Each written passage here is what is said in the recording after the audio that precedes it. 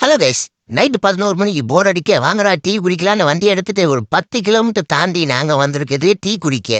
அது மொத்தம் நாங்க வந்தது 10 பேரு. பஞ்சுவல் பாய்ஸ் மாதிரி நாங்க தான் யுஏஇ பாய்ஸ். பாத்தீங்களா, ஒரே ஃபன்னு தான் போங்க.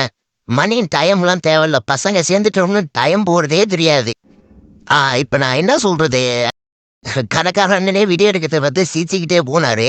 இருந்தாலும் பரவாயில்ல, யாருக்கு என்னென்ன வேணும்ன்ட்டு எல்லாரும் ஆர்டர் கொடுத்தோம். ஒரே ஃபன்னு தான். அந்த ஆடியோலாம் போட்டா அவ்வளோதான். அண்ணன்ட்ட ஃப்ரெஷ் மில்க்லேருந்து கடற்சாயெல்லாம் எல்லா சாயமும் இருந்துச்சு. முக்கியமா நம்ம G4 ஜீனியஸ் பார்லேஜி பிஸ்கெட் போய் இருந்துச்சு. ஓகே, ஐயோ கடைசி வரி கடை பேர் காட்டல. இது ஹவுஸ் ஆஃப் டீ.